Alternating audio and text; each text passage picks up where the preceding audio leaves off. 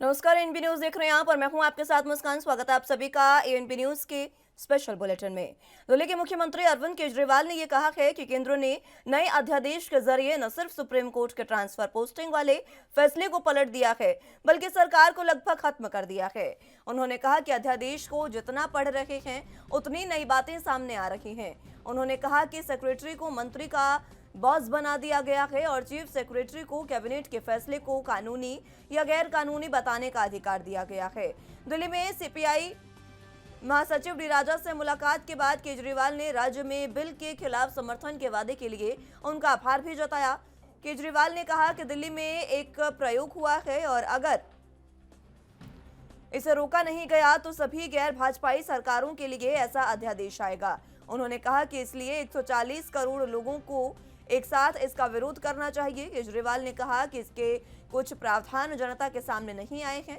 उन्होंने कहा कि सिर्फ सुप्रीम कोर्ट के आदेश को खारिज नहीं किया गया, इसमें 3 ऐसे प्रावधान डाले हैं जिससे दिल्ली सरकार लगभग खत्म हो जाती है।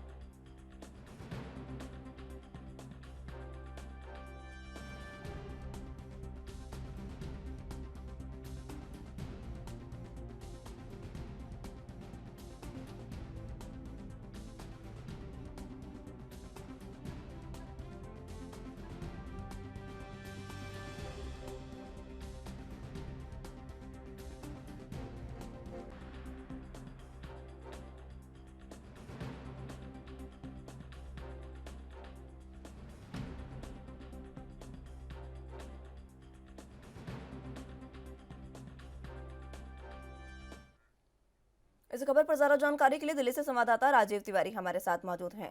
राजीव, जिस तरीके से डी राजा से मुलाकात की है अरविंद केजरीवाल ने, और इस मुलाकात के बाद एक और बड़ा खुलासा उन्होंने किया है और ये कहा है कि इसमें सिर्फ सुप्रीम कोर्ट के फैसले को नहीं पलटा गया है, 3 अध्यादेश इसमें और जोड़े गए हैं। जो शुरुआत से बात चलती आ रही है, इसको लेकर अब उन्होंने साफ कहा है कि इसको लेकर अगर बातचीत अभी नहीं की गई तो आने वाली सभी गैर भाजपाई सरकारों के लिए ऐसे अध्यादेश आए जा सकते हैं। करें आम आदमी पार्टी की तो लगातार कहीं ना कहीं आम आदमी पार्टी जो है वो कहीं ना कहीं नए अध्यादेश को लेकर लगातार कहीं ना कहीं विपक्ष से बातचीत भी कर रही है। विपक्ष को एकजुट के जोड़ने की कोशिश भी की जा रही है और यहाँ तक कि ये भी कहा जा रहा है कि अब जिस तरीके से गैर भाजपाई सरकार जहाँ जिन राज्यों के अंदर बनी हुई है उनके लिए सबसे बड़ी मुश्किलें भी खड़ी हो सकती है, क्योंकि जो केंद्र सरकार के द्वारा नए अध्यादेश दिल्ली के अंदर लाया गया है उससे जो मंत्री है, मंत्री के जो अधिकार है वो सेक्रेटरी के पास मिलते हुए नजर आ रहे हैं। क्योंकि जिस तरीके से इस कहते हैं नए अध्यादेश को दिल्ली सरकार कह रही है कि हम जितना पढ़ रहे हैं इसके अंदर नए खुलासा जो है वो देखने को मिल रहा है। यहाँ पर बात करें मंत्री के जो अधिकार है, उनके अधिकार जो है उनके सेक्रेटरी को दिए गए हैं। अगर उनका ट्रांसफर किया जाता है तो सेक्रेटरी को अगर लगता है कि वो ट्रांसफर गलत किया गया तो वो कहीं ना कहीं उस अधिकार को नहीं मानेगा। इस तरीके के प्रावधान जो है इस नए अध्यादेश के अंदर दिए गए हैं।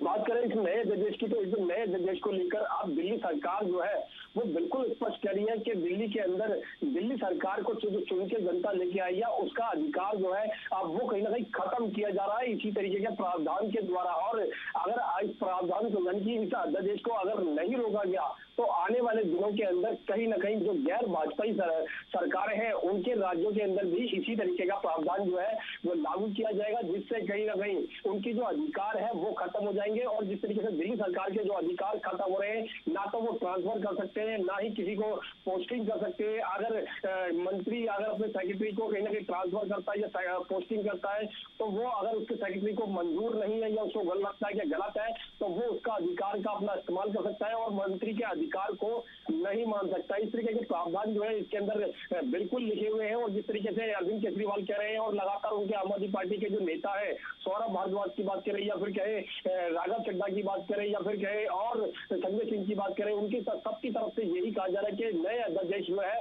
वो कहीं ना कहीं दिल्ली सरकार का अधिकारों को खत्म करने के लिए लाया गया है। जी, जिस तरीके से डी राजा से मुलाकात की है, डी राजा ने भी समर्थन देने का वायदा जो है वो किया है अरविंद केजरीवाल को और साफ कहा है कि वो उनका समर्थन इसको लेकर राज्यसभा में करेंगे। ऐसे में आगे उनका क्या कुछ कहना रहा? देखिए, यहाँ पर बात करें जिस तरीके से समर्थन की, तो समर्थन बिल्कुल कहीं न कहीं आम आदमी पार्टी को मिलता हुआ नज़र आ रहा है और विपक्षी दल जो है वो कहीं न कहीं अरविंद केजरीवाल के साथ कुछ हद तक साथ होते हुए नज़र आ रहे हैं। नए अध्यादेश की बात करें तो नए अध्यादेश को लेकर अब कहीं न कहीं राज्यसभा के अंदर भी आवाज़ उठाने की बात की जा रही है और इसको कानून बनने से रोकने की प्रावधान जो है वो या फिर क्या कोशिशें जो है वो लगभग की जा सकती है। मगर अब देखना होगा कितने विपक्षी पार्टियों का समर्थन मिलता नज़र आएगा और लगातार जो कोशिशें की जा रही हैं नए अध्यादेश को लेकर वो कितनी कामयाब हो पाएगी या आने वाला समय ही बता पाएगा या फिर राज्यसभा के अंदर ही स्पष्ट हो पाएगा। मगर यहाँ पर जिस तरीके से कोशिश देखने को मिल रही है केंद्र सरकार के द्वारा जो दिल्ली सरकार के अधिकार है उनको कहीं ना कहीं खत्म करने के लिए और कोर्ट की तरफ से भी कहीं ना कहीं ये फैसला लिया गया था कि राज्य सरकारें जो है वो अपने नियम जो है वो अपने कैसे अधिकार जो है वो अपने तरीके से इस्तेमाल कर सकते हैं। मगर यहाँ पर दिल्ली सरकार के जो अधिकार है उनको खत्म करने के लिए जिस तरीके से नया अध्यादेश लाया गया उससे साफ जाहिर है कहीं ना कहीं आने वाले दिनों के अंदर गैर भाजपाई राज्यों के अंदर भी इस तरीके के नियम जो है वो शायद आगे से लागू किए जा सकते हैं और अगर लागू होते हैं तो कहीं ना कहीं उनके लिए भी मुश्किल बनती हुई नजर आएगी। और इसी को लेकर जिस तरीके से अब अरविंद केजरीवाल चाहे विपक्षी पार्टियों को एक साथ करने की कोशिश कर रहे हैं और 2024 के लिए कहीं ना कहीं रणनीति बन रही है तो साफ जाहिर है कहीं ना कहीं विपक्ष अगर एकजुट हो जाता है तो कहीं ना कहीं नए अध्यादेश को लेकर केंद्र सरकार को घेरने की आगे की रणनीति बन सकती है। जी ठीक है राजीव, बहुत शुक्रिया आपका हमारे साथ जुड़ने के लिए और तमाम अहम जानकारी हम तक पहुंचाने के लिए।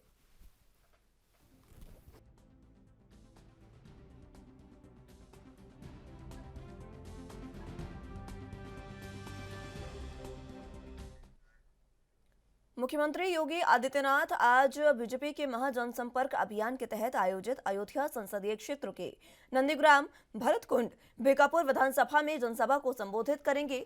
पार्टी के राष्ट्रीय महामंत्री अरुण सिंह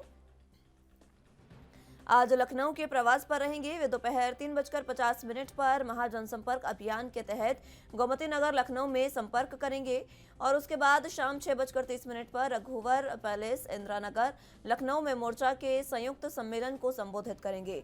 प्रदेश अध्यक्ष भूपेंद्र सिंह चौधरी भी बाराबंकी और बहराइच में पार्टी द्वारा चलाए जा रहे महाजनसंपर्क अभियान के तहत विभिन्न कार्यक्रमों में सम्मिलित होंगे।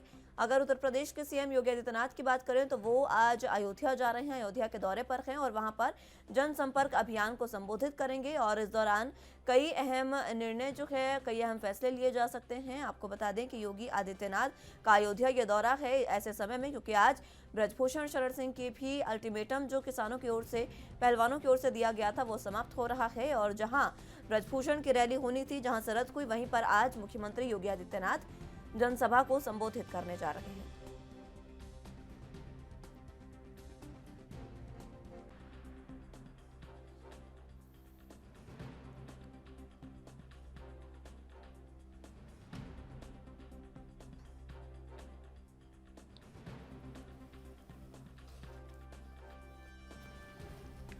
तो आपको बता दें कि उत्तर प्रदेश के मुख्यमंत्री योगी आदित्यनाथ आज अयोध्या के दौरे पर हैं। अयोध्या दौरे पर उन्होंने सबसे पहले रामलला के दर्शन किए और मंदिर निर्माण के कार्य की समीक्षा की। इसके बाद वो अयोध्या, आपको बता दें कि जनसभा को भी संबोधित करेंगे और बस को भी हरी झंडी दिखाकर वो रवाना कर सकते हैं। आपको बता दें कि कई कार्यक्रम आज उनके प्रस्तावित हैं।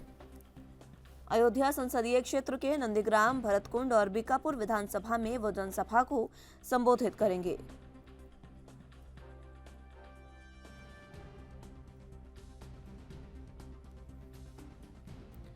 गौर हो कि पार्टी द्वारा जनसंपर्क अभियान चलाया जा रहा है क्योंकि केंद्र के 9 साल का कार्यकाल पूरा हुआ है और इसको लेकर केंद्र के 9 साल की उपलब्धियों को गिनवा रही है बीजेपी अलग अलग मंत्रियों, नेताओं, राजनेताओं के जरिए और यही इसी की बदौलत जो सीएम योगी आदित्यनाथ है वो आगे बढ़ रहे हैं और आज महाजनसंपर्क अभियान अयोध्या में होगा। अयोध्या में महाजनसंपर्क अभियान के तहत वो लोगों को संबोधित करेंगे, कार्यकर्ताओं से बातचीत करेंगे और बताएंगे लोगों को कि मोदी सरकार के 9 साल के कार्यकाल में क्या कुछ उपलब्धियां उन्होंने हासिल की है, क्या कुछ जनता के लिए उन्होंने किया। ये तमाम बातें आज गिनवाएंगे क्योंकि कई राज्यों में विधानसभा चुनाव है और अगले ही साल लोकसभा चुनाव है। क्योंकि ज़्यादा समय नहीं रह गया है तो तैयारियां अभी से शुरू कर दी गई हैं और ये तैयारियों का ही सिलसिला है जो महाजनसंपर्क अभियान बीजेपी चला रही है।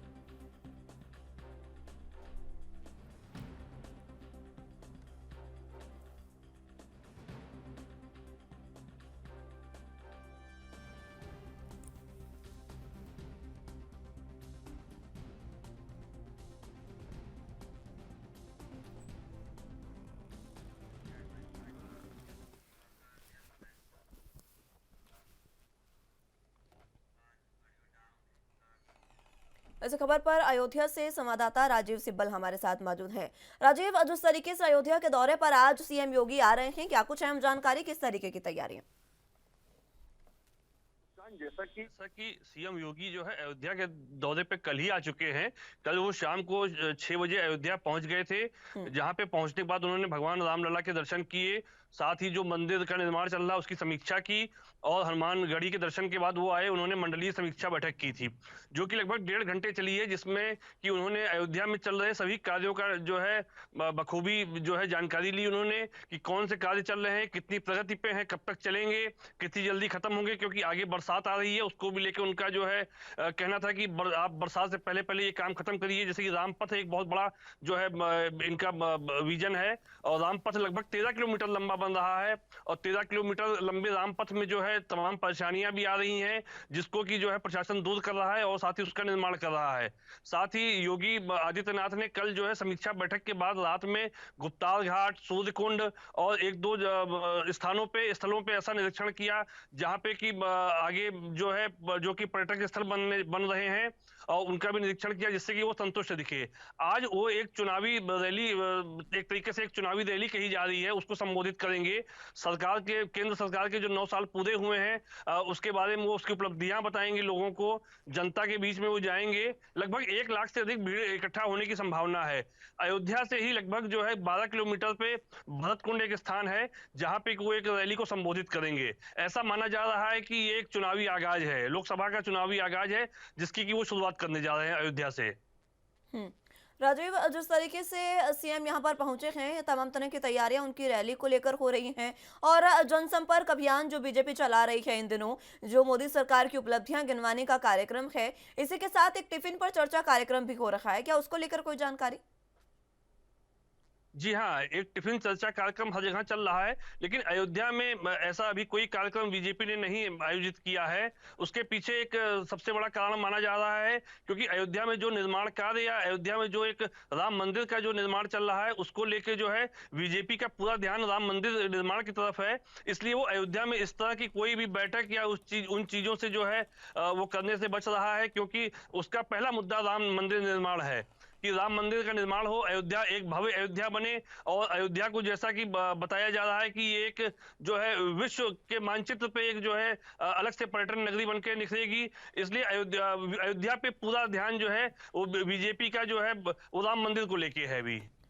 राम मंदिर निर्माण का भी जायजा लिया सीएम योगी आदित्यनाथ ने, और उन्होंने पूरी तैयारियों की समीक्षा की है, किस तरीके से कार्य चल रहा है, किस तरीके की जानकारी उनको यहां से प्राप्त हुई, राम मंदिर निर्माण का जो कार्य है वो कहां तक पहुंचा?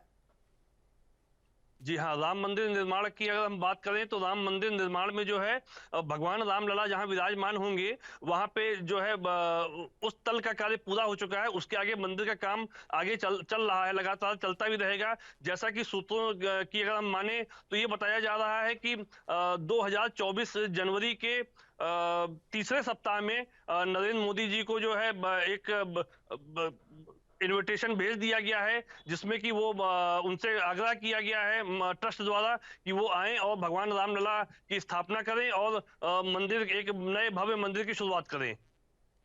तमाम अधिकारियों को भी जानकारी और निर्देश दिए गए हैं सीएम योगी आदित्यनाथ द्वारा, वो क्या कुछ निर्देश रहे? जी हाँ, अधिकारियों को जो मुख्य निर्देश दिए गए हैं, वो निर्देश, सबसे बड़े निर्देश ये हैं कि वो राम मंदिर जो बन रहा है उसके निर्माण को जो है जल्द से जल्द लग के पूरा कराएं। साथ ही अयोध्या का जो एक निर्माण हो रहा है, एक जो नव्य अयोध्या बन रही है, अयोध्या का जो भव्य निर्माण हो रहा है, जिसमें कि अयोध्या के मुख्य मार्ग हैं, उसको एक पर्यटन स्थली बनाया जा रहा है, उसमें भी अधिकारियों को सख्त निर्देश दिए गए हैं कि वो इन कार्यों को जल्द से जल्द पूरा कराएं। साथ ही कार्यों की गुणवत्ता पे ध्यान दें, और जनता को किसी प्रकार की कोई परेशानी ना हो, और आने वाले समय में अयोध्या जो एक भव्य पर्यटन स्थली बन के निकलेगी, उसमें जो है आने वाले पर्यटक हों या आने वाले जो भी श्रद्धालु हों, उनको कोई समस्या ना हो, चाहे वो एयरपोर्ट हो, चाहे वो जो है सड़क मार्ग से आने वाले रास्ते हों, किसी भी प्रकार की जनता को कोई भी परेशानी ना हो, इसके लिए उन्होंने अधिकारियों को सख्त निर्देश दिए हैं कि इसका पूरा ध्यान रखा जाए। ठीक है राजीव, बहुत शुक्रिया आपका हमारे साथ जुड़ने के लिए और तमाम अहम जानकारी हम तक पहुंचाने के लिए।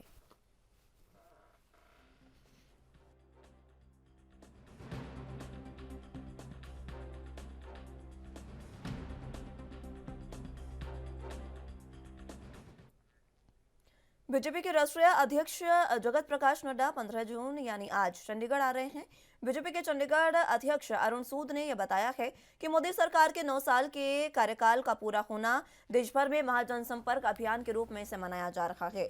इसी के चलते बीजेपी के राष्ट्रीय अध्यक्ष जेपी नड्डा 15 जून को चंडीगढ़ के दौरे पर हैं। आज वो शहर के कई प्रबुद्ध व्यक्तियों से मुलाकात करेंगे। इसके अलावा वो बीजेपी नेताओं के साथ टिफिन बैठक में भी शामिल होंगे। चंडीगढ़ दौरे के दौरान सबसे पहले जेपी नड्डा चंडीगढ़ की इंटरनेशनल शूटर, ओलंपियन और अर्जुन अवार्डी अंजुम मोदगिल से मुलाकात करेंगे। ये मुलाकात अंजुम मोदगिल के सेक्टर 37 स्थित उनके आवास पर होगी। नड्डा अंजुम और उनके परिवार के साथ बातचीत करेंगे और उसके बाद वो first generation entrepreneur philanthropist doctor Sanjeev Juneja के सेक्टर 9 स्थित घर पर नरेंद्र मोदी सरकार द्वारा शुरू की गई स्टार्टअप कल्चर के बारे में विस्तार पूर्वक चर्चा करेंगे। इसके बाद बीजेपी के राष्ट्रीय अध्यक्ष चंडीगढ़ बीजेपी के वरिष्ठ और सीनियर एक्टिविस्ट के साथ संवाद कार्यक्रम में हनुमान मंदिर मनीमाजरा में भाग लेंगे। महाजनसंपर्क अभियान के तहत टिफिन बैठक कार्यक्रम आयोजित किया जा रहा है, जिसमें सभी कार्यकर्ता अपने घर से टिफिन लेकर आते हैं और सब लोग इकट्ठा बैठकर भोज पर चर्चा करते हैं। यह कार्यक्रम दोपहर को आयोजित किया जाएगा।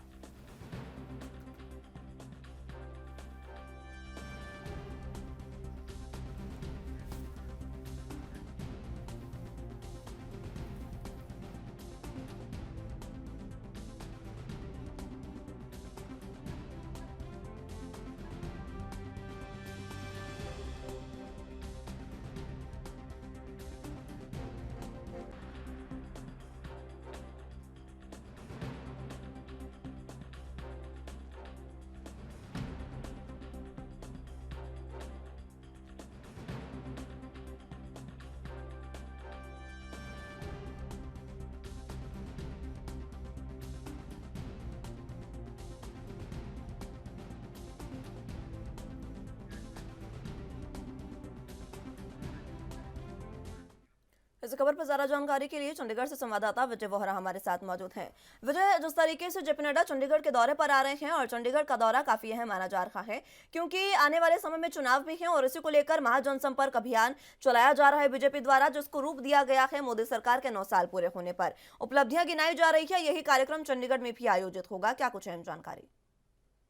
हाँ बिल्कुल मुस्कान, अगर बात करें तो देश भर में महाजनसंपर्क अभियान के तहत भाजपा की केंद्र सरकार के 9 साल पूरे हो चुके हैं।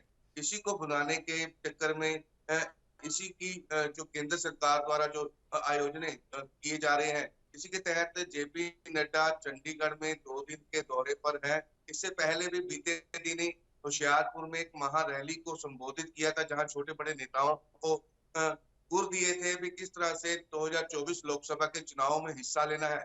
तो इसी को देखते हुए चंडीगढ़ में 2 दिन रहेंगे जेपी नड्डा, जहां पर महाजनसंपर्क अभियान के तहत कई प्रसिद्ध व्यक्तियों से मुलाकात करेंगे, वर्करों से मुलाकात करेंगे, जो छोटे बड़े नेता हैं उनसे मुलाकात कर 2024 की रणनीति पर बैठक करेंगे। इसको देखते हुए आपको बता दें कि सेक्टर 37 में एक प्रसिद्ध शूटर है, उनसे मुलाकात की जाएगी। इंटरनेशनल शूटर है, ओलंपियन, उनसे मुलाकात की जाएगी। उसके बाद थेरेपिस्ट है, तो उनके साथ मुलाकात की जाएगी। उसके बाद बात करें तो चंडीगढ़ में कई जगहों पर हनुमान मंदिर मनीमाजरा में मुलाकात करेंगे, जहां पर टिफिन जो कार्यक्रम के तहत भाजपा के जितने भी कार्यकर्ता हैं छोटे बड़े, वो अपने घर से टिफिन लेके पहुंचते हैं। टिफिन के साथ साथ तो क्या होता है, एक तो महाजन संपर्क अभियान के तहत चर्चा की जाएगी। चर्चा के बाद जो टिफिन लाते हैं अपने अपने घर से, उसको एक साथ बैठ के किया जाएगा। ये भाजपा की सरकार जो है आरएसएस के सहयोग से जो कैडर है आरएसएस का, उसको देखते हुए महाजनसंपर्क अभियान चलाया जा रहा है। किस तरह से बूथ स्तर पर भाजपा द्वारा अपनी जो कार्यशैली है उसको मजबूत किया जाए, कि भाजपा द्वारा केंद्र में 9 साल पूरे हो चुके हैं और 9 साल में किए हुए कामों को गिनाते हुए वर्करों से, नेताओं से किस तरह जो लामबंद किया जाए वोटरों को, तो ये चर्चा जो है आप देखी जाएगी जेपी नड्डा द्वारा। टिफिन पर चर्चा कार्यक्रम भी यहाँ पर होगा विजय, और टिफिन पर चर्चा कार्यक्रम कुछ इस प्रकार है कि टिफिन पर जब चर्चा होती है तो अलग अलग मुद्दे उसमें निकलकर सामने आते हैं। आज टिफिन पर चर्चा कार्यक्रम भी होगा, क्या वो मुद्दे कुछ हैं जिन पर बातचीत की जाएगी, वो मुद्दे सामने आ पाए क्या?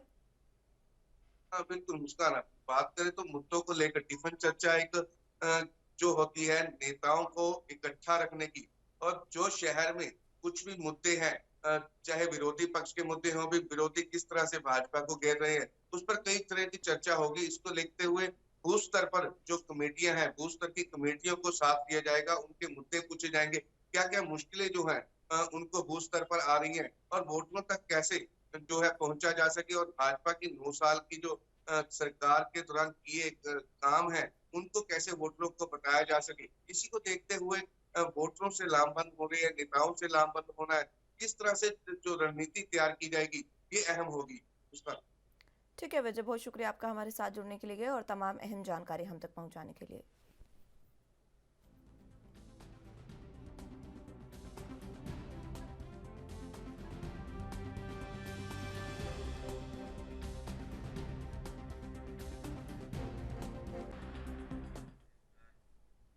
साल 2015 के कोटकपूरा गोलीकांड केस की सुनवाई बुधवार को जेएमआईसी की अदालत में हुई। अगली सुनवाई 7 जुलाई तक के लिए स्थगित कर दी गई है। अब 7 जुलाई को यह सुनवाई होगी। अब इस दौरान केस में चार्जशीट आरोपियों में शामिल तत्कालीन डीआईजी अमर सिंह चहल और तत्कालीन एसएचओ सिटी कोटकपूरा गुरदीप सिंह हाजिर रहे, तो वहीं पूर्व उप मुख्यमंत्री सुखबीर सिंह बादल, पूर्व डीजीपी सुमेध सिंह सैनी, निलंबित आईजी परमराज सिंह, तत्कालीन एसएसपी मोगा चरणजीत सिंह शर्मा और तत्कालीन एसएसपी फरीदकोट सुखमंदर सिंह मान ने हाजिरी माफ करवाई है। इसमें से सुखबीर सिंह बादल विदेश के दौरे पर गए हैं। इसके लिए उन्होंने ये याचिका दाखिल कर फरीदकोट की अदालत से मंजूरी भी ली हुई थी।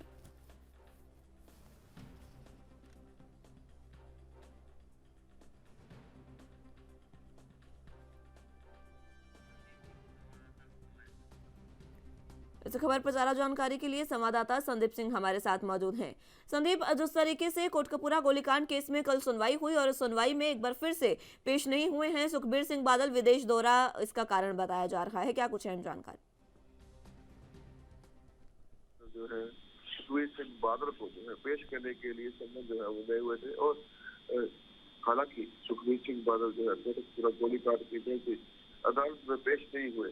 हालांकि अब डेट जो है वो 7 जुलाई की पड़ चुकी है, और 7 जुलाई को बैबर करा के जांच जो है वो टीम भी एक चुनाव पेश कर सकती है। हालांकि लगातार जो देखा जाए, पहले से ही सरकारें जो है कांग्रेस की भी आ चुकी है, उसमें भी कहीं ना कहीं इंसाफ जो है वो जो है कोटकपूरा गोलीकांड का नहीं मिला है। अब जो आम आदमी पार्टी की सरकार है, उनका भी 1.5 साल हो चुका है, अब तक जो है कोटकपूरा गोलीकांड का इंसाफ नहीं मिला। हालांकि कोर्ट में जो है केस चलता हुआ नजर आ रहा है, पर कहीं ना कहीं अगर देखा जाए तो जैसे कि जो पुलिस अधिकारी थे उनके ऊपर भी जो है केस जो है वो चल रहा है। वो भी जो है जो साबका डीजीपी सुमेध सैनी की बात करें, या आईजी परमराज सिंह उमानगर की बात करें, या साबका एसडीपी चरणजीत सिंह शर्मा, सुखविंदर सिंह मान अदालत में पेश नहीं हो सके। हालांकि ये तमाम जो लोग हैं ये भी जो है अदालत में पेश नहीं हुए। अब जो है तारीख वो 7 जुलाई की पड़ी है। 7 जुलाई को जो लगता है कि कहीं ना कहीं ये पेश हो सकते हैं। और सुखबीर सिंह बादल की बात करें तो विदेश जाने का लोगों की बात है, हवाला बादल जो है वो विदेश गए हैं। जी संदीप, लगभग लंबे समय से कोटकपूरा गोलीकांड चल रहा है, लेकिन अभी तक इस पर सुनवाई पूरी नहीं हुई है। कभी कोई जो नामजद है वो पेश नहीं होते हैं, तो कभी कोई। इस बार सुखबीर सिंह बादल भी पेश नहीं हुए हैं। उन्होंने अपनी जो पेशी है वो माफ करवा ली थी। अब 7 जुलाई को अगली सुनवाई होनी है। कब तक ये मुद्दा ऐसे खिंचता रहेगा? क्या अगली बार पेश हो सकते हैं सुखबीर सिंह बादल? देखिए, पहले देखा गया तो सुखबीर सिंह बादल पेश हुए हैं, और अदालत में जो है वो केस चला गया है, तो कहीं ना कहीं जो हवाला जो है बाहर जाने का दिया गया है। हालांकि पहले देखा गया है कि सुखबीर सिंह बादल जो कोटकपूरा गोलीकांड के चलते सिटी के सामने पेश जरूर होते थे। हालांकि अब की बात करें तो 7 जुलाई को हो सकता है कि सुखबीर सिंह बादल जो है सिटी के सामने पेश हो। और ओबरा नगर की बात करें या बात कर ले सुमेध सैनी की, तो कहीं ना कहीं ये भी पेश जो है 7 जुलाई को हो सकते हैं, और नतीजा जो है कहीं ना कहीं सामने आ सकते हैं। हालांकि अगर पेश नहीं होते हैं तो अगली तारीख जो माननीय कोर्ट की तरफ से, अदालत की तरफ से दी जा सकती है। जी संदीप, जिस तरीके से ये लंबा केस चल रहा है, अभी तक कितने क्या कोई गवाह इसमें सामने आए हैं? क्या कुछ इस केस की स्थिति है? कहाँ ये केस इस समय खड़ा है? ये विस्तार से बताएं। देखिए, जब से आम आदमी पार्टी की सरकार आई है तब से दोबारा जो है जांच शुरू कर दी गई थी। सिट की तरफ से दोबारा वही जगह पर जाकर सब सबूत जो है इकट्ठा किए गए थे। हालांकि लंबा समय हो चुका है, लंबे समय में जो सबूत है जैसे कि वैसे नहीं रहते। सबूत जो है मिटने लग जाते हैं, पर कहीं ना कहीं सबूतों को इकट्ठा जो है सिट की तरफ से किया गया। उसके बाद फिर कोर्ट में जो है, अदालत में जो है केस किया। हालांकि पहले जो देखा जाए तो जरूर पेशियां जो है होती रही है सुखबीर सिंह बादल की, क्योंकि उस समय जो है सुखबीर सिंह बादल और प्रकाश सिंह बादल की सरकार थी, यानी कि श्रोमणी अकाली दल की सरकार थी, जिस समय ये कोटकपुरा गोलीकांड हुआ है। तो कहीं ना कहीं इनका नाम जो है नामजद किया गया है, जिसके चलते इससे पूछताछ जो है वो की जा रही है। जी ठीक है संदीप, बहुत शुक्रिया आपका हमारे साथ जुड़ने के लिए और तमाम अहम जानकारी हम तक पहुंचाने के लिए।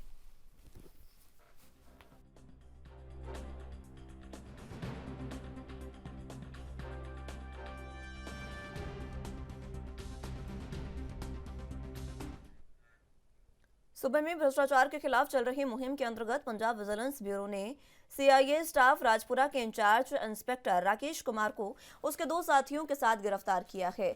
आपको बता दें कि एक होटल के मालिक से रिश्वत मांगने और लेने के दोष के अधीन उनकी ये गिरफ्तारी हुई है। बाकी 2 कर्मचारियों की पहचान हेड कांस्टेबल कुलदीप सिंह और पंजाब होमगार्ड कुलदीप सिंह के रूप में हुई है।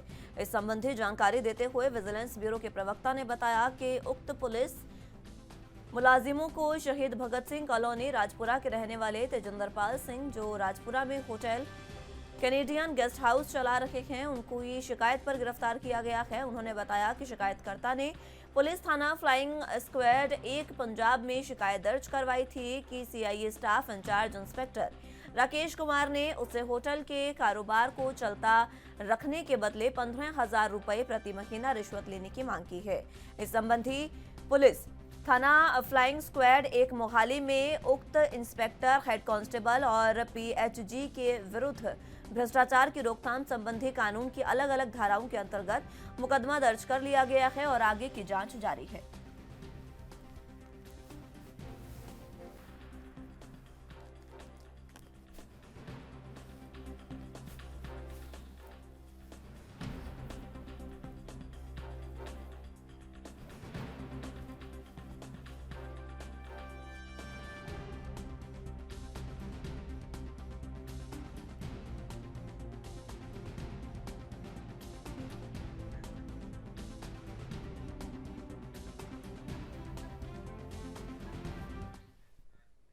इस खबर पर ज्यादा जानकारी के लिए चंडीगढ़ से संवाददाता अमित सेठी हमारे साथ मौजूद हैं।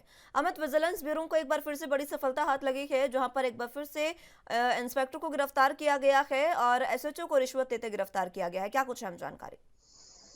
बिल्कुल, सीआई स्टाफ में तैनात राकेश कुमार को जो है राजपुरा से जो है रिश्वत के मामले में जो है गिरफ्तार किया गया है। मैं आपको बताना चाहूंगा कि होटल मालिक से जो है पर मंथ जो है 15,000 रुपया जो है मांगने के मामले में जो है गिरफ्तार किया गया। हालांकि इनके साथ इनके 2 साथी भी थे, एक कांस्टेबल बताया जा रहा है और दूसरा जो है होमगार्ड में बताया जा रहा है, उसको भी जो है साथ में जो है पुलिस ने गिरफ्तार किया। हालांकि पिछले लंबे अरसे से जो है परेशान किया जा रहा था। मैं आपको बता दें कि मैं लोकल सीआई स्टाफ में लगा हूँ और होटल मालिक को जो है बार बार परेशान किया जा रहा था। तो होटल मालिक द्वारा जो है मोहाली विजिलेंस विभाग को जो है एक शिकायत दी गई और उसके चलते जो है विजिलेंस विभाग ने पूरा ट्रैप लगाया और जिसके चलते जो है करीब 17,000 रुपए की राशि देते हुए रंगे हाथों जो है विजिलेंस द्वारा जो है गिरफ्तार कर दिया गया।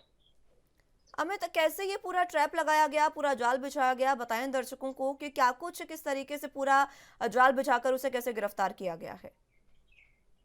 बिल्कुल, जिस तरह शिकायत मिली थी तो शिकायत के बाद जो है वहां पर विजिलेंस विभाग के जो जितने भी कर्मी थे, जिनको जो है जिनकी ड्यूटी लगाई गई थी, उन्होंने जो है सिविल ड्रेस में जो है वहां पर होटल के आसपास का एरिया जो है उसमें जो थे अलग अलग जगहों पर वो खड़े थे। और जब वो जो सीआई स्टाफ जो उसमें जो राजकुमार है, जब वो अपने पैसे लेने के लिए वहां पर आते हैं तो पुलिस जो है उनको वहीं पे धर दबोचती है और जो पैसे जो दिए गए हैं वो भी जो है अपने हाथ में जो है पुलिस ले लेती है। जो 17,000 की राशि होटल मालिक द्वारा जो है पुलिस अफसर को जो दी जाती है वो भी जो है अपने हिरासत में जो है विजिलेंस जो है उसी समय ले लेता है। अमित, जिस तरीके से गिरफ्तार किया गया है एसएचओ को, इसके साथ दो उसके साथी भी हैं जिन्हें गिरफ्तार किया गया है, उनकी पहचान भी हो चुकी है। उनको कैसे गिरफ्तार किया गया, क्या कौन वो हैं, कैसी पहचान हुई है, ये विस्तार से बताएं।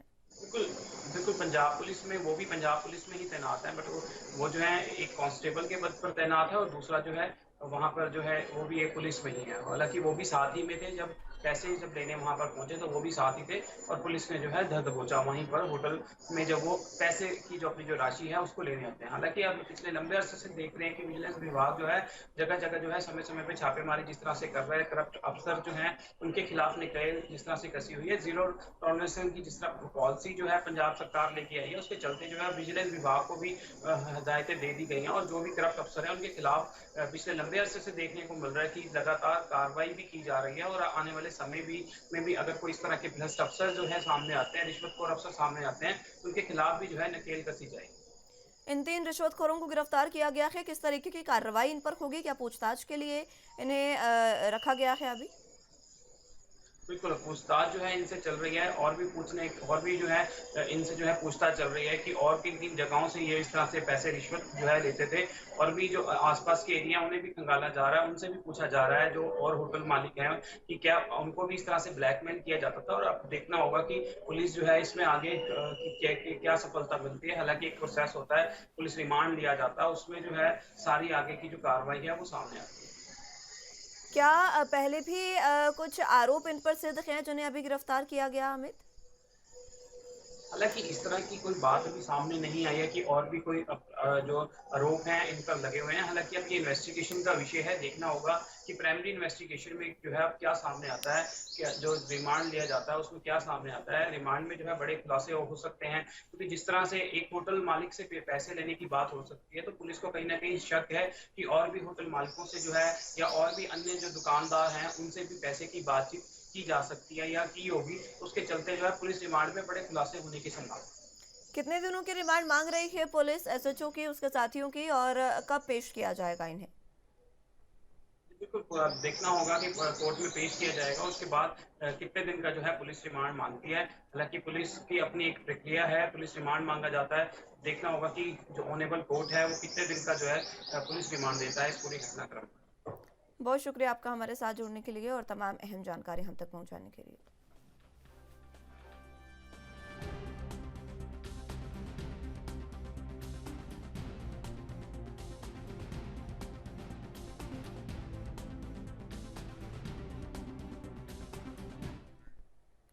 महाराष्ट्र में विधानसभा चुनाव होने हैं। चुनाव की तारीखों का ऐलान अभी नहीं हुआ है, लेकिन घोषणा से पहले महाराष्ट्र में शिवसेना और बीजेपी और विपक्ष ने अभी से तैयारियां शुरू कर दी हैं। पार्टियों के बीच सीटों के बंटवारे को लेकर भी मंथन जारी है। इस बीच एक ओपिनियन पोल कराया गया, जिसमें यह सवाल पूछा गया कि शिवसेना में आप बंटवारे का जिम्मेदार किसे मानते हैं। सर्वे पर लोगों ने हैरान कर देने वाला बयान दिया। महाराष्ट्र की जनता से जब ये सवाल पूछा गया तो 42% लोगों ने उद्धव ठाकरे को इसका जिम्मेदार माना है। शिवसेना में बंटवारे के लिए महाराष्ट्र की 23% जनता ने एकनाथ शिंदे को जिम्मेदार माना है, जबकि बाकी 30% लोगों ने दोनों को जिम्मेदार बताया है। बाकी 5% ऐसे लोग हैं जिन्होंने इस पर कोई भी राय नहीं दी है। हालांकि उद्धव ठाकरे गुट का हमेशा से ये कहना रहा है कि इसकी जिम्मेदारी बीजेपी की है, लेकिन बीजेपी का कुछ और मानना है। महाराष्ट्र के उप मुख्यमंत्री देवेंद्र फडणवीस ने पूर्व मुख्यमंत्री उद्धव ठाकरे पर निशाना साधते हुए कहा कि शिवसेना से फूट के लिए उनकी कार्यशैली जिम्मेदार है।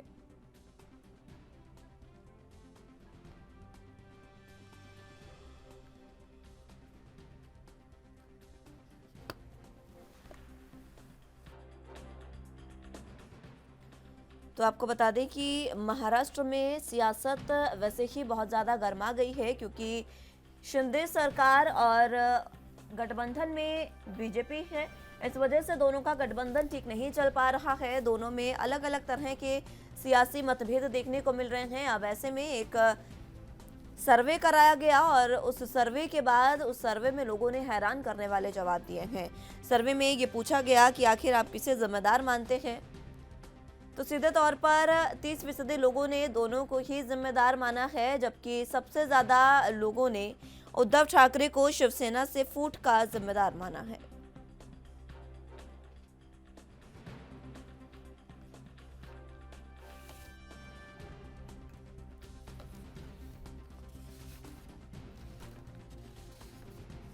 इसी के साथ अगर बात करें उद्धव ठाकरे की, तो 42% जनता ऐसी है जिन्होंने ये कहा कि शिवसेना से फूट के लिए उद्धव ठाकरे जिम्मेदार हैं। शिवसेना में बंटवारे के लिए महाराष्ट्र की जनता ने 23% जनता ने एकनाथ शिंदे को भी जिम्मेदार ठहराया है, जबकि 30% लोगों ने बंटवारे को लेकर दोनों को ही जिम्मेदार बताया है।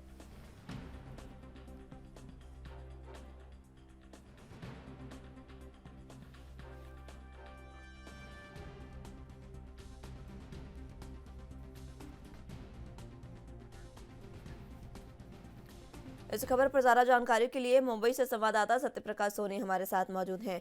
सत्यप्रकाश, जिस तरीके से सर्वे करवाया गया है और इस सर्वे में ये सामने आया है कि सबसे ज्यादा जनता शिवसेना में फूट के लिए उद्धव ठाकरे को जिम्मेदार मान रही है।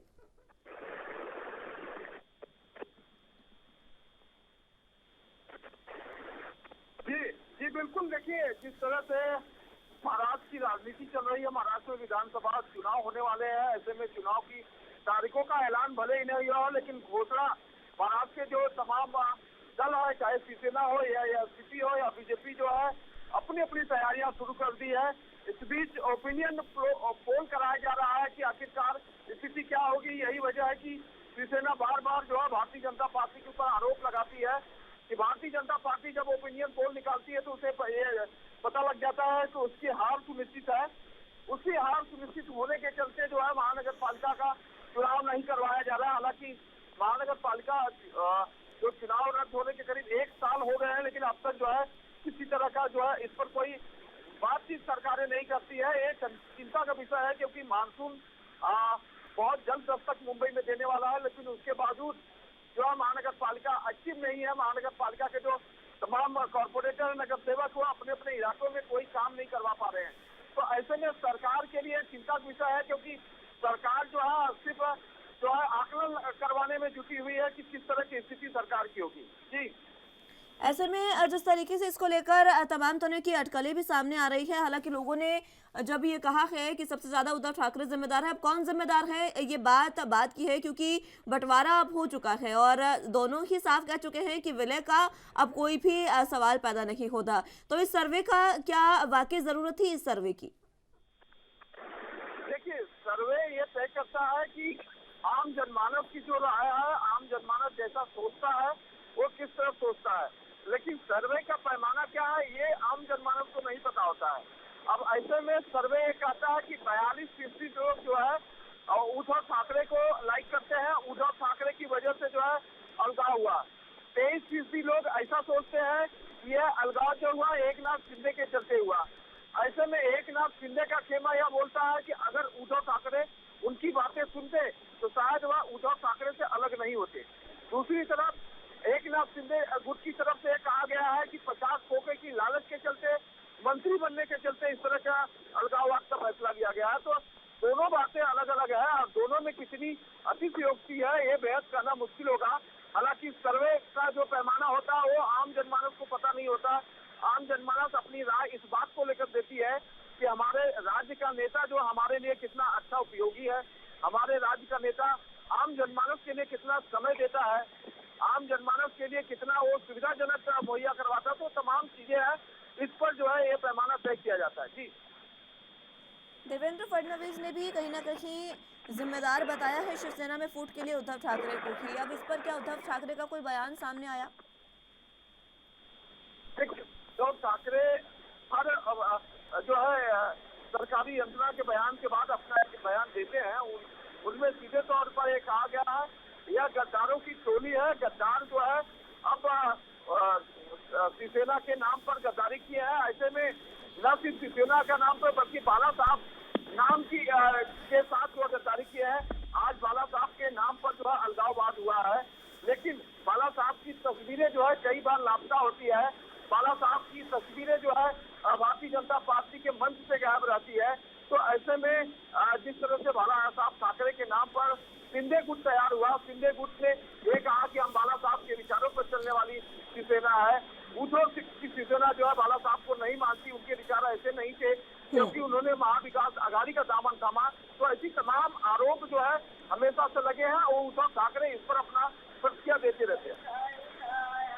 क्या महाविकास अघाड़ी जो है, क्या उद्धव ठाकरे के सहयोगी दलों ने इस पर कोई प्रतिक्रिया दी है? नहीं, देखिए महाविकास आघाड़ी की कोई प्रतिक्रिया नहीं है, लेकिन ये जरूर देखा जा रहा है कि महाविकास आघाड़ी पूरी तरह से तैयार है कि अगर एक नाथ शिंदे गुट और भारतीय जनता पार्टी के भी आपसी मतभेद होता है तो उसका फायदा जो है शिवसेना एनसीपी कांग्रेस उठाएगी, और इसी के चलते जो है शिवसेना एनसीपी और कांग्रेस जो है वेतनवाद की स्थिति जो है किस तरह की स्थिति महाराष्ट्र की राजनीति में करवट लेती है। ठीक है सत्य प्रकाश, बहुत शुक्रिया आपका हमारे साथ जुड़ने के लिए और तमाम अहम जानकारी हम तक पहुंचाने के लिए।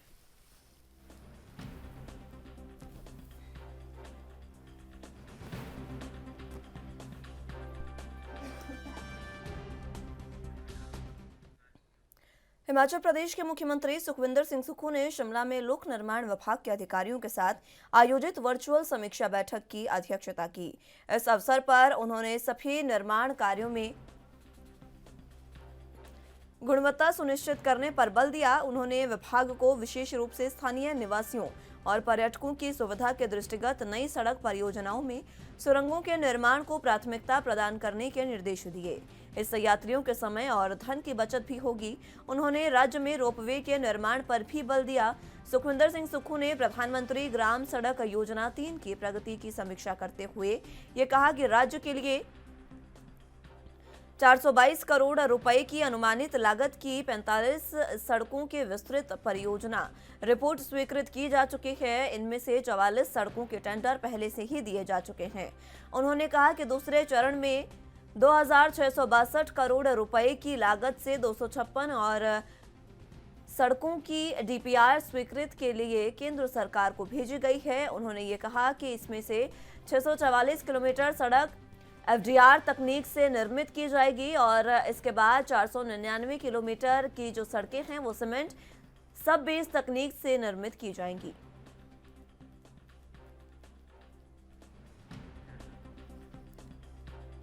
इस खबर पर ज्यादा जानकारी के लिए हिमाचल प्रदेश से ब्यूरो चीफ टीना ठाकुर हमारे साथ मौजूद हैं।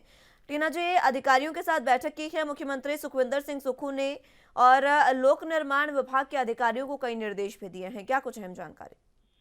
जी बिल्कुल, मुख्यमंत्री सुखविंदर सिंह सुक्खू ने शिमला में लोक निर्माण विभाग के अधिकारियों के साथ एक वर्चुअल मीटिंग की और अधिकारियों को निर्माण कार्यों में गुणवत्ता सुनिश्चित करने पर जो है वो निर्देश उन्होंने दिए हैं और विशेष रूप से जो स्थानीय निवासी हैं और पर्यटक हैं उनकी सुविधा के लिए जो नई सड़क परियोजनाएं हैं उनमें सुरंगों को निर्माण को प्राथमिकता प्रदान करने के उन्होंने निर्देश दिए हैं। उनका मानना है कि अगर नई सड़कों के जो निर्माण होने जा रहा है उनमें सुरंगों का निर्माण होगा, अधिक से अधिक सुरंग बनाई जाएंगी, तो इससे जो यात्रियों का समय है और धन की बचत दोनों होंगी और अधिक से अधिक जो उन्होंने राज्य में रोपवे के निर्माण पर भी उन्होंने बल दिया है। और ये समीक्षा प्रगति की समीक्षा बैठक थी है और इस दौरान जो है जो सड़कें हिमाचल में बनी हुई हैं और जो बनने जा रही हैं उनके ऊपर जो विस्तृत जो रिपोर्ट है, परियोजना रिपोर्ट है, वो पेश की गई। 45 सड़कों की जो विस्तृत परियोजना रिपोर्ट है 422 करोड़ रुपए की अनुमानित लागत से जो बनने वाली हैं वो स्वीकृत की जा चुकी है। उन्होंने कहा कि जो 173 जो सड़क परियोजनाएं हैं दूसरे चरण में 17 सड़क परियोजनाओं को इस वर्ष पूरा करने के उन्होंने निर्देश दिए हैं और मुख्यमंत्री सड़क रख रखाव जो योजना है उसके तहत जो 40 करोड़ का बजट है उसका प्रावधान किया गया है और इसके तहत जो हिमाचल में जहाँ भी सड़कों की स्थिति खराब है लोक निर्माण विभाग को कहा गया है कि जल्द से जल्द उनको दुरुस्त करे, क्योंकि सेब सीजन आ चुका है और सेब सीजन के तहत जो ऊपरी हिमाचल है, ऊपरी शिमला है, कुल्लू है, चंबा है, वहां पे जाके जो विशेष रूप से सड़कों के निर्माण पे जो है सड़कों का जो मरम्मत कार्य हैं उनको जल्द से जल्द उन्होंने पूरा करने के निर्देश भी दिए हैं। और इस दौरान जो है 248 करोड़ रुपए की लागत से जो 4 सड़कों की डीपीआर केंद्र सरकार को उन्होंने स्वीकृति के लिए भेजी है और 5 अतिरिक्त सड़कों की डीपीआर का कार्य जो प्रगति पर है और इस वक्त जो है 62 जो सड़कें हैं वो 336 करोड़ रुपए की लागत से नाबार्ड के जरिए जो है वो हिमाचल के लिए जो है वो स्वीकृत की जा चुकी है। इस दौरान जो उन्होंने कहा है कि जो भीड़ भाड़ कम करने के लिए 97 करोड़ रुपए की व्यवस्था की गई है ताकि जो शिमला शहर का जो सर्कुलर रोड है वहां पे जो है यातायात सुविधा जो है वो पर्यटकों को और स्थानीय जनता को मिले। इसके जो अलावा है सेब उत्पादक जो क्षेत्र हैं वहां पे सड़कों की मरम्मत और रखरखाव के लिए 4 करोड़ रुपए और ठियोग बाईपास के लिए 650 करोड़ रुपए आवंटित किए गए। उन्होंने कहा है कि टूटीकंडी पार्किंग में भी जो व्यवसायिक परिसर है उसको भी जो कार्यालय स्थल है उसमें परिवर्तित करने के निर्देश उन्होंने दिया और उसके लिए 10 करोड़ की व्यवस्था भी की गई है। तो इस दौरान जो है आपको बताएं कि जो मुख्य संसदीय सचिव है संजय अवस्थी, विभिन्न जो अधिकारी है लोक निर्माण विभाग के, वो इस दौरान मौजूद रहे और ये जो समीक्षा बैठक थी इसमें जो है प्रधानमंत्री ग्राम सड़क योजना 3 की प्रगति की समीक्षा की गई और उस दौरान देखा गया कि हिमाचल में फिलहाल जो सड़कों की स्थिति वो क्या है और जो नई बनने वाली जो सड़कें हैं वो कहाँ बननी है और उनकी जो डीपीआर बनने जा रही है वो उनकी जो प्रगति रिपोर्ट है वो कल की जो समीक्षा बैठक है उसमें पेश की गई अधिकारियों द्वारा। जी, प्रगति रिपोर्ट पेश की गई है, साथ ही साथ जो डीपीआर बनाया गया है उसके बाद जो योजनाएं स्वीकृत होंगी, इसमें सीएम सुक्खू ने एक ये भी जानकारी दी है कि लगभग 644 किलोमीटर लंबी जो सड़क है वो एफडीआर तकनीक से निर्मित की जाएगी। ये एफडीआर तकनीक क्या है और इसका क्या फायदा सुक्खू सरकार देख रही है, ये भी बताएं टीना जी।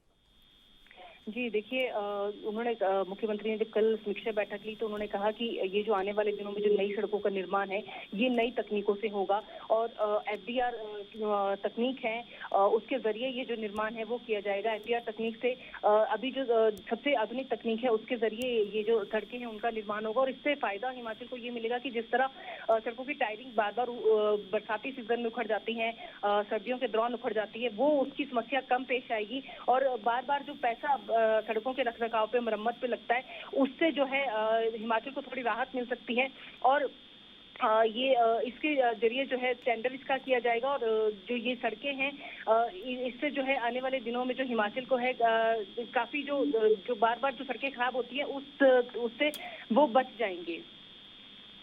ठीक है टीना जी, और भी कई परियोजनाओं के बारे में सीएम ने समीक्षा की है क्योंकि आने वाले समय में मॉनसून आने वाला है, बारिश का सीजन होगा, इसलिए समय रहते ये तमाम चीज़ें अगर कर ली जाएं तो ज़्यादा बेहतर होगा। यही वजह है कि सुक्खू सरकार ने लोक निर्माण विभाग के तमाम अधिकारियों को ये कहा कि समय रहते तमाम चीज़ों को पूरा कर लिया जाए। हाँ जी बिल्कुल, बरसात सीजन शुरू होने वाला है और ऊपर से सेब सीजन निचले इलाकों में शुरू हो चुका है और ये जो सेब सीजन है अक्टूबर नवंबर तक ये चलना है। तो ऐसे में उन्होंने कहा है कि जो ठियोग बाईपास के लिए भी जो पैसा है वो आवंटित किया जा चुका है। उसके अलावा जो सड़कों की मरम्मत है, सेब उत्पादक जो क्षेत्र है उसको विशेष तौर पर जो उसकी मरम्मत का कार्य है उसके लिए 10 करोड़ रुपए अतिरिक्त सरकार ने उसकी व्यवस्था की है और जो सरकारी विभाग है उनको वहाँ पे द्वारा से पुनर्स्थापित किया जा रहा है ताकि जो लोग हैं उनको कोई इस तरह की जो समस्या है वो पेश ना आए और आने वाले जो सेब सीजन है उसमें जो सड़कों के कारण काफी जो लिंक रोड खराब रहते हैं, मेन सड़क में जो बार बार जाम लगता है और बार बार जो सड़कों के खराब होने के कारण लोगों को काफी जो है वो समस्या का सामना करना पड़ता है। उससे फिलहाल जो है उन्होंने अधिकारियों को निर्देश दिए हैं कि जल्दी से जल्दी ये जो रखरखाव और मरम्मत का कार्य है वो जल्दी पूरा करें और जो सेब आवंटित जो सेब उत्पादक क्षेत्र है उसमें विशेष तौर पर तवज्जो दें और वहाँ पे जो है जल्दी पहले जो मरम्मत है वो कार्य पूरा करें ताकि आने वाले दिनों में जो सेब सीजन है उसे व्यवस्थित रूप से चल सके। जी ठीक है टीना जी, बहुत शुक्रिया आपका हमारे साथ जुड़ने के लिए और तमाम अहम जानकारी हम तक पहुंचाने के लिए।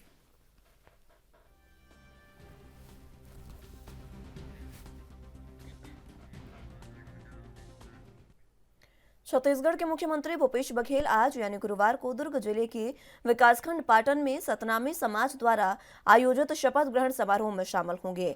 निर्धारित कार्यक्रम के अनुसार मुख्यमंत्री दोपहर 3:10 पर राजधानी रायपुर के पुलिस ग्राउंड हेलीपैड से हेलीकॉप्टर द्वारा रवाना होकर दोपहर 3:25 पर दुर्ग के जामगांव के कॉलेज ग्राउंड हेलीपैड पहुंचेंगे। मुख्यमंत्री शाम 4:05 पर पाटन के बठेना रोड स्थित सतनाम भवन में आयोजित सतनामी समाज पाटन के शपथ ग्रहण समारोह में शामिल होंगे। कार्यक्रम पश्चात मुख्यमंत्री हेलीकॉप्टर से रवाना होकर 5:25 पर रायपुर पुलिस ग्राउंड हेलीपैड वापस पहुंचेंगे।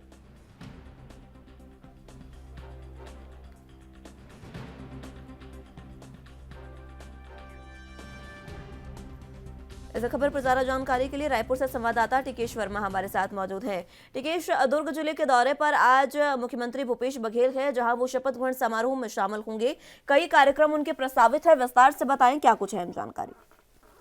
देखिए, मुख्यमंत्री भूपेश बघेल आज रायपुर और दुर्ग जिले के दौरे पर रहेंगे। सबसे पहले मुख्यमंत्री भूपेश बघेल 12:55 पर मुख्यमंत्री निवास से कार के द्वारा रवाना होकर राजीव भवन शंकर नगर पहुंचेंगे, जहां पर राजीव भवन में कांग्रेस की बैठक है, यानी कि एनएसआई की महत्वपूर्ण बैठक है, जिसमें मुख्यमंत्री भूपेश बघेल शामिल होंगे। उनके साथ साथ मोहन मरकाम भी इस बैठक में शामिल होंगे। बता दें कि चुनावी रणनीतियां तैयार करने के लिए किस तरीके से एनएसआई आने वाले समय में ग्राउंड पर उतरेगी, इस पर भी विचार विमर्श किया जाएगा, क्योंकि लगातार कांग्रेस की एक बड़ी बैठक चल रही है और बैठकों का दौर का सिलसिला खत्म नहीं हुआ और आज एनएसआई की बैठक में मुख्यमंत्री भूपेश बघेल शामिल होंगे। इसके साथ ही मुख्यमंत्री भूपेश बघेल ग्राम करेला पहुंचेंगे दुर्ग जिले के, जहां पर उनका कार्यक्रम आरक्षित है। कई लोगों से मुलाकात भी कर सकते हैं और कई कार्यक्रम में भी वो शामिल होंगे।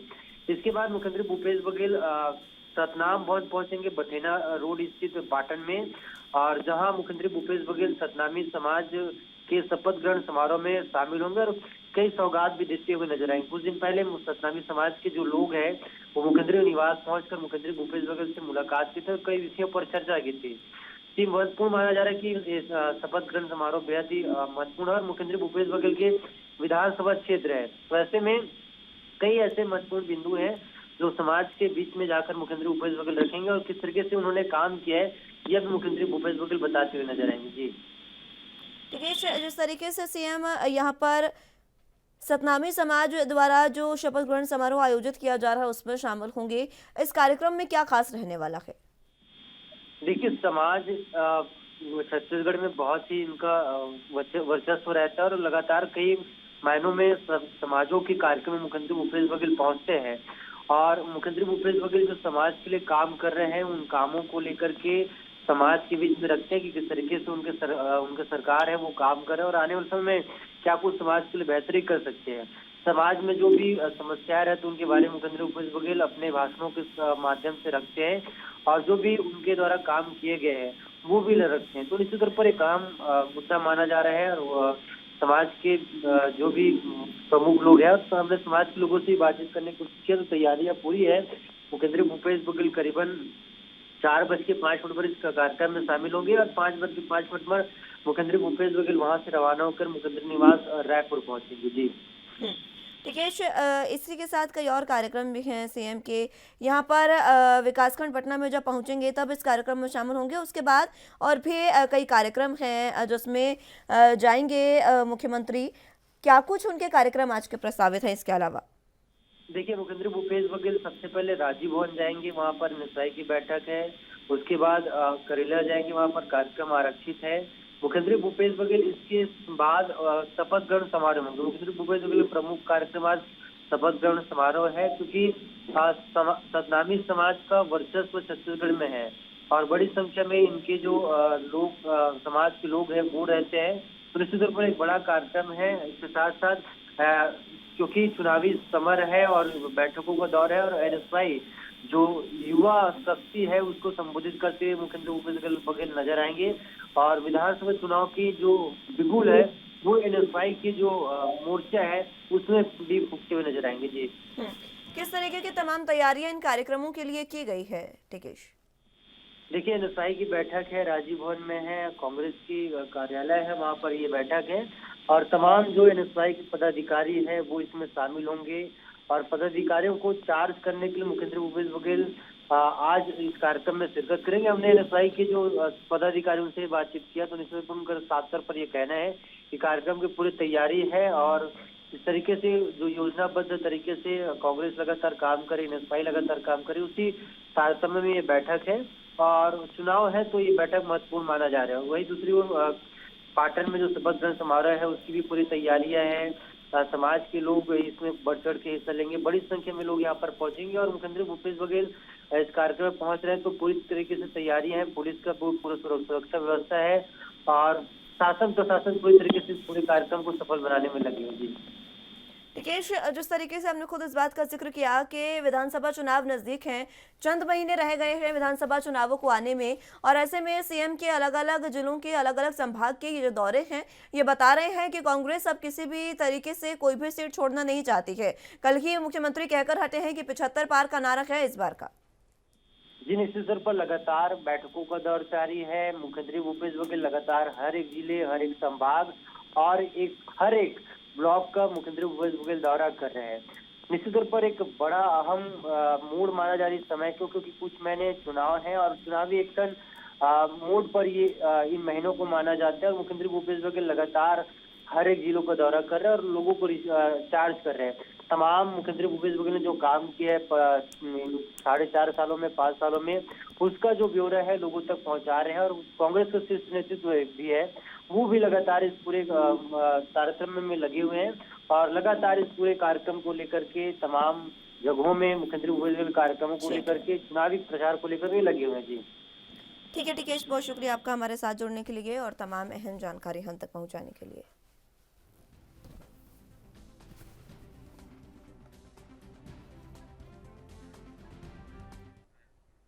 फिलहाल के लिए राजधानी लाइव में मेरे साथ बस इतना ही। तमाम अहम खबरों के लिए आप देखते रहिए ANB न्यूज़। नमस्कार।